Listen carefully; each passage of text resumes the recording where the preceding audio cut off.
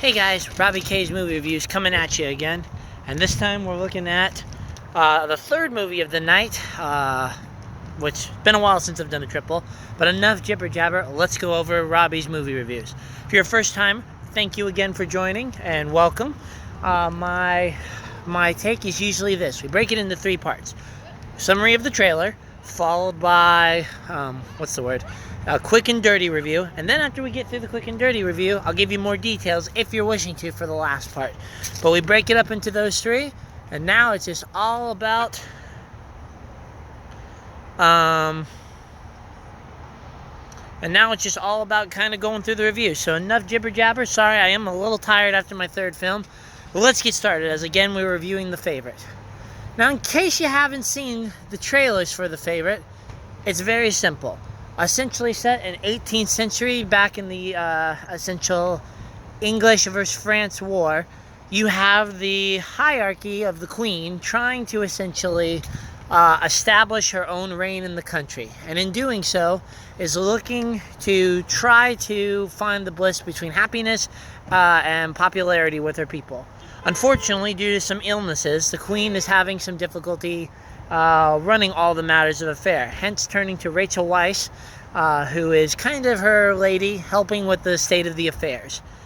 In a turn of luck, her cousin, played by Emma Stone, comes in to Miss Abigail, looking to start as a low scullery maid, but looking to try to find a means to establish her own career as she begins to help with the Queen's affairs. Suddenly it becomes kind of a Betty versus Veronica rivalry as the two begin trying to win the favorite of the Queen that they serve. What will come about with it? Not really going to tell you. But let's get into it. When it comes to The Favorite, it is another one of those movies that may not appeal to many. It is certainly a psychological thriller mixed with a bit of a historical drama, and with it is definitely of the drier variety. It is a wonderful rendition and reflection of kind of the times at the hand, and brings with it, again, some very interesting looks at the politics of kind of that period of history. I believe the acting and the acting and relationship chemistry between the two are quite astonishing. I think that with it, it also brings wonderful portrayal of Rachel Weisz. For I have not seen her on top of her game like this in a very long time. Last movie I actually got to see her in was Fred Claus, and definitely a very engaging, darker thriller, at least in terms of the content at hand. In regards to the movie overall, though, it is a little slower and drier than I was anticipating. Not so much suspense as it is more of the drama component of it, and definitely a little more stuff than I really wanted to see. The pace did not quite grip me as much as I was hoping it would, and again, I already said that, but I guess the story and content of it did not grip me so much. And I'm not gonna lie, this is the first time that some of the soundtrack and sound effects were not up my alley, to be honest. Especially in the repetitive nature of overusing it. But nevertheless, if you are a solid psychological thriller, this movie is going to be kind of up your alley, as again it goes into the drama, kind of looking into the psyche of people, and really bringing kind of not ancient history, but political of the historical era in Europe. Now, if you like that kind of stuff, totally check this one out. But otherwise, this one's definitely going to probably be reserved for Netflix or a renting service, and maybe not even that, depending on the type of audience member you are. But nevertheless, I will definitely applaud it for artistic nature, fantastic acting, and I'm sure this is going to be right up the alley of the Oscars nomination. So for those who love those kinds of films, give it a check out. Otherwise, again, not the typical audience member movie. If this is where I'm leaving you, let me go ahead and give you kind of my role in terms of category. Now, in regards to kind of the genre, which again we're going to probably say drama, historical, political / they'll probably tag it with a mystery tag. I'm going to have to say that in terms of quality, if we're looking at artistic quality, it's probably up there for about a 7, 8 in terms of that. If we're kind of looking at it from a general audience review, probably more of a 6.5, a 7. If you're looking at movie overall, for me, it's probably a solid 6, to be honest, just because I don't think it appealed to me quite as much. And as I'm trying to look at the quality and understanding all that, I think movie overall, there are better historical dramas that kind of have a better portrayal than what I got from this. More so from the story dynamic than anything. But thank you very much for checking me out. If you have any other questions, anything to help me improve on this, please leave a comment. I'll be happy to do my best with it. But otherwise, like, share, and spread the news, because I'd love to turn this into a better one review. Now, in regards, if you're sticking around, here's where the likes and dislikes come in. The likes start with, again, the acting, which is probably my strongest point. Absolutely love Rachel Weisz ever since I saw her back in the day of The Mummy, where she played Evie. And while Fred Claus probably wasn't her most glamorous role in terms of, like, showing off her acting talents, I always knew that she had a fantastic remark. And again, the lady takes over and does a wonderful, wonderful job of bringing that time of history to life and really playing the character that the trailer portrayed, with a little more deep-seated into it.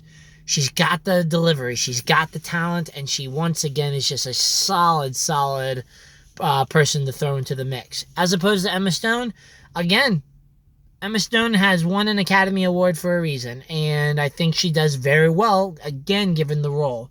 It's an adaptive role, and definitely crossing a lot of spectrum that I believe had to be hard for her in regards to some of the things the director wanted her to do. So kudos to you, Emma Stone, because you really, I think, did that spectrum very well, and I think played a solid rival to Rachel Weisz's character with a chemistry that mixed very well and really brought out the fervor that the trailers are trying to paint. Now, if you're still not wanting to know, if you're still not done, I am still not done with the likes if I can actually speak. In regards to it, I'd have to say the setting is beautiful. I don't know where they shot. I have to go do some research on that. But in terms of where I'm seeing, definitely captivated the English manner and the kind of political turmoil. I think that is a definite speaking to the cinematography as well as the whoever picked the film location, because it was breathtakingly gorgeous. Palaces that held the secret walls, extensive libraries, beautifully tamed gardens, luscious ballrooms, and a number of other things just really kind of bring you back into that time period. And also the makeup and costumes, again, are fantastic as well. Curtailed to be looking authentic English wear, but not so, fake looking that it looks just like a Halloween costume, with the makeup and times, again, extensively done and beautifully crafted. So I myself am totally happy with the verdict of that. And this is where I'm bringing it up, is that the artistic delivery, and this is probably another, it definitely captures the feel of Rivalry and kind of the manipulation component that I think they were going for. It's got the psychological component, and if that's what he was shooting for, the artistic filming nature of it, he gets kudos for that, because it, again, was a nice direction in terms of trying to get you to think and put some psychological tones to it. And in terms of the story, setting up things, I'm going to have to give the writers props, because I feel that they definitely gave you enough details and started showing how the game of chess was going to go in each other's favors as the battle of wits and strategy continued to evolve, and the way that pieces kind of fell and went into play. So that were definitely my likes in terms of the component. But here's where the dislikes come in for me. And again, these are my dislikes and areas of improvement for fans like me. When it comes to this film, I can definitely say that I did not appreciate the pace as much as maybe some others did. A drama, I'm all about, and if you're going to have the 2-hour mark, do your best to make it not feel like it was 3 hours, which wasn't the case for me. I think they did a nice job trying to cover the ways that they could, but the gaps weren't quite filled in, and the storytelling was a bit sluggish in my tone, with a couple of acts not quite captivating my attention as much as the other. Again, this is kudos to him for giving me all the pieces, but perhaps there could have been some other components to drop, which I'll be getting to later on. A second thing is that I think the Queen's character did a wonderful job in terms of displaying the the spectrum that she had to portray, and I can't really say much because I don't want to give anything away, but certainly a wonderful acting portrayal there. I know you're saying, how is this a dislike? The dislike comes in the fact that they made her scream as much as she did, and that was not quite my cup of tea. Hearing loud speaker sounds of her screaming at the top of her lungs was fine occasionally, and while they didn't quite overdo it, I still think they were a little more tedious in having her do that technique than I was particularly fond of. That's a small dislike, but again, we're kind of leading up to the big one. In regards to my next thing, I know it was meant to be the psychological component, add to the psychological component, while also representing the music of the film. But my lord, there were some times where they were getting a little too into their classic instrument work and utilizing those sounds to add psych.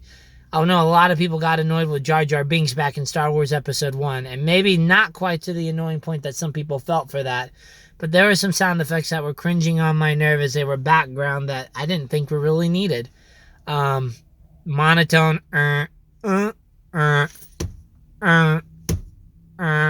during a 4-minute scene, really not my cup of tea. Again, I get it from an artistic standpoint, totally appreciate it, but a third round of it, as well as some other sound effects that weren't my cup of tea, definitely did not add to it.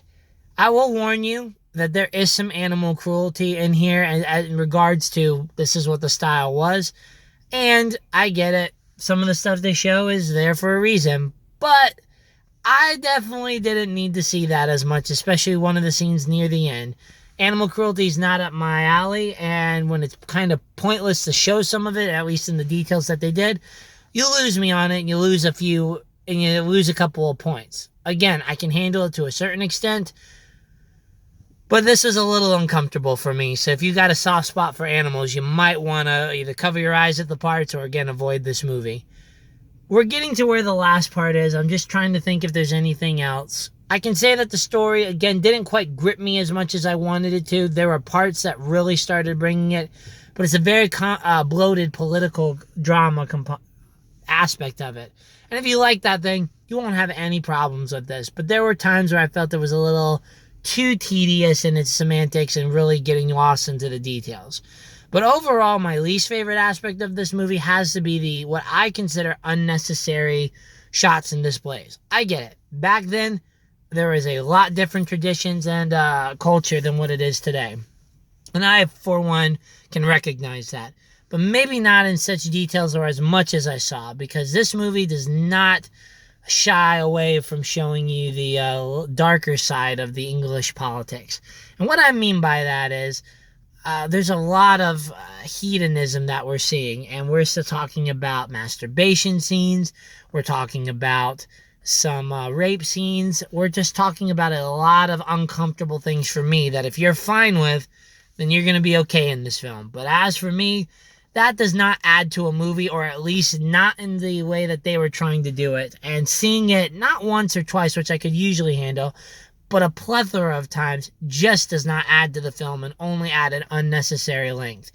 I think the biggest thing I had with this movie is they were trying to get a little too into detail with stuff. And if I go back and watch it again, surely I can maybe connect a few things. But from a first look with it, there were some unnecessary scenes that probably added about 20 minutes extra on it.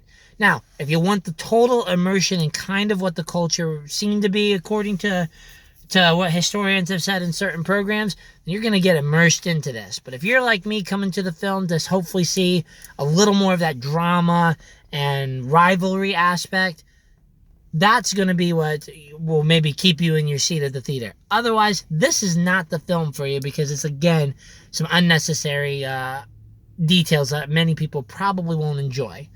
Now, overall, let's kind of, again, break it down. It's an artistic film. It wins, and it feels like an Oscar film. It immerses you in that culture and brings history to life in its own way. Stellar performances. Wonderful immersion with the special effects, the setting, and the makeup.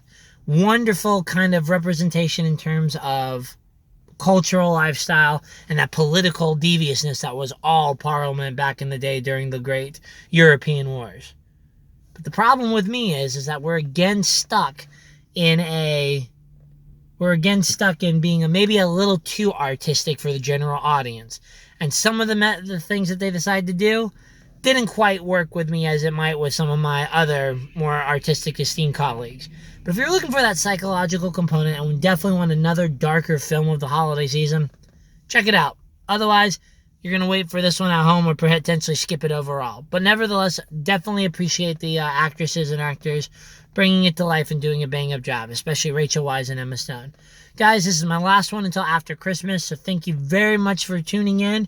Merry Christmas to you, hope if you celebrate it. Otherwise, happy holiday season, and just enjoy everything you got with it. And we will be back the day after Christmas with another double review with Vice and Holmes and Watson. So until then, guys, have a great evening, and we'll talk to you soon. Bye.